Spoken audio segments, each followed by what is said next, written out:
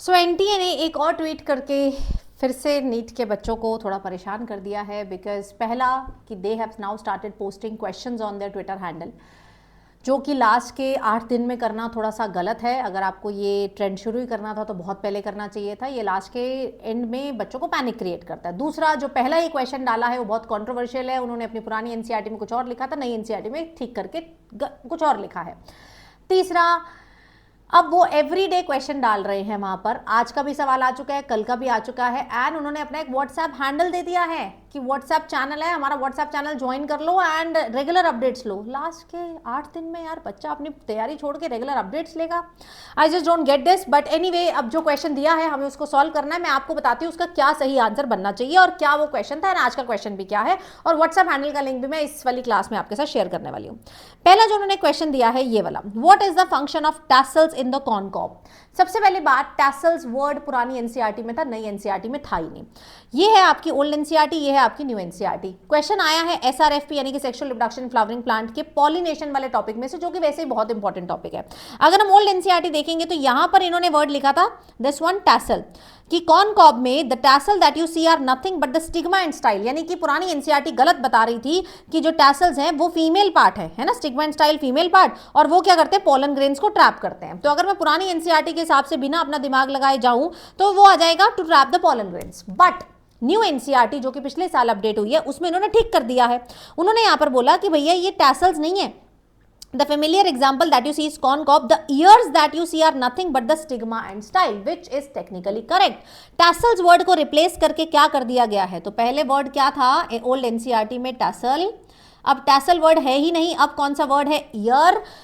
पहले उसने tassel को ही क्या बोल दिया था, टैसल को ही, कि मेरे बच्चों क्या बोल दिया था कि भैया टैसल है हमारे फीमेल पार्ट, जबकि एक्चुअल में अगर मैं आपको दिखाऊं ये है हमारा कॉर्नकॉब का inflorescence. Tassels are actually the male inflorescence, ठीक है। रियलिटी में क्या है, tassels are the male inflorescence and ये जो ईयर है मेरे, ear are the female inflorescence.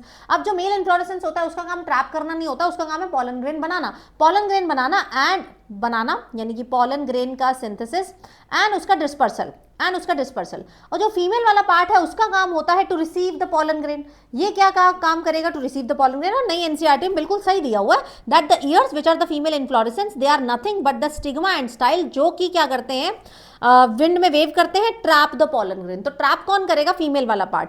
तो अगर मैं इसको ओल्ड एनसीईआरटी से ब्लाइंडली फॉलो करूं तो ये तो हो जाएगा ट्रैप द पोलन ग्रेन। जबकि अगर मैं इसको टेक्निकली जाऊं कि एनसीईआरटी रिप्लेस हो चुकी है, अब वो ईयर है जो पोलन ग्रेन ट्रैप करते हैं, तो भाई टैसल्स क्या करता है, टैसल्स डिस्पर्स करता है। तो better answer, technical answer is C. But again ये कॉन्ट्रोवर्शियल है कि वो किसको मानेगा, ओल्ड एनसीईआरटी की अपनी लिखी हुई लाइन को मानेगा या जो उसने चेंज कर दिया है, जो थॉट प्रोसेस से चेंज किया था कि करेक्ट क्या है उसको मानेगा। बट मैंने आपको करेक्ट आंसर इसका बता दिया। अब एक और सवाल उसने आज डाला है and that question is from biotechnology. Biotechnology में सिंपल सवाल डाला है, during the purification process for recombinant DNA technology addition of chilled ethanol precipitates out. आप जानते हैं ये किसकी बात कर रहा है, ये स्पूलिंग की बात कर रहा है। रिकॉम्बिनेंट डीएनए टेक्नोलॉजी में जब हम डीएनए आइसोलेट करते हैं तो डीएनए धागेदार फैल जाता है, तो उसको प्रेसिपिटेट करने के लिए हमें उसमें चिल्ड एथेनॉल डालना पड़ता है। तो किसको प्रेसिपिटेट कर रहे हैं, आरएनए, डीएनए, हिस्टोन या polysaccharide? Answer is going to be DNA. चलो ये तो ओके है। बट अगर आप ऐसा सोच रहे हैं कि जो ये सवाल डाल रहा है वही पेपर में आएंगे, ऐसा नहीं होता है, इसके बहुत लीस्ट चांसेस है। अगर आप ऐसा सोच रहे हैं जो ये टॉपिक डाल रहा है वही एनसीईआरटी में डालेंगे, वो एक्चुअल में इंपॉर्टेंट टॉपिक है, वो तो आने ही चाहिए आपके पेपर में।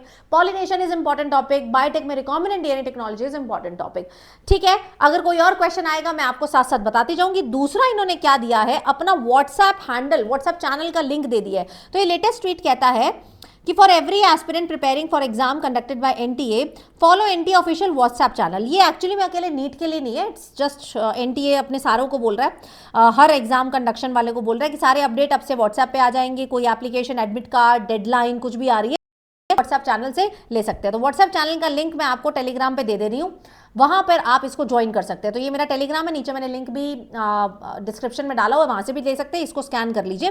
बाकी कमिंग टू द तैयारी, आप इससे ज्यादा परेशान मत होइए, आपको कॉन्सेप्ट पता होना चाहिए एंड करेक्ट कॉन्सेप्ट को ही आप वहां पर टिक करके आएंगे अगर आपको पता है, so that we can challenge it in future. अच्छा, दूसरी चीज, बायो की बात करें, बायो ही तुमको लास्ट के टाइम पे रिवाइज कर लिया तो कुछ सेव कर सकती है। आखिरी समय पर तुम बोलोगे मैं फिजिक्स के डिफिकल्ट टॉपिक कर लूँ, उसके 45 क्वेश्चन कर लूँ या उसका कुछ कर लूँ, उसमें बहुत इंप्रूवमेंट का स्कोप अब नहीं बचता है।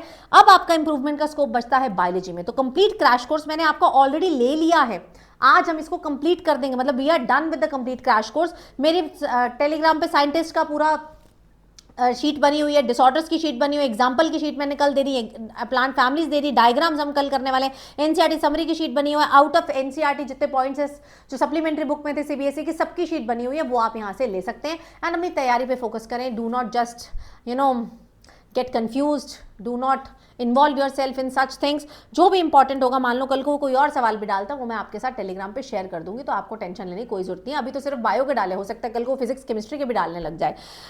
बाकी आपकी जो तैयारी चल रही है उसको आप हिलाइए मत, एंड इस तरीके से मत सोचिए कि अरे एनटीए ने आउट ऑफ एनसीईआरटी डाल दिया, कंट्रोवर्शियल डाल दिया, अब क्या करेंगे क्या करेंगे। जो करना था वो कर चुके हो, अब जो तुम्हारे ओल्ड नोट्स है, ओल्ड बुक्स है, सब कुछ तुम्हें ओल्ड चीजें ही करनी है, कुछ नया प्लीज मत ट्राई करना। बाकी बेस्ट ऑफ लक। कुछ और हेल्प चाहिए तो मुझे नीचे कॉमेंट्स में जरूर बताइएगा। Thank you so much guys, take care.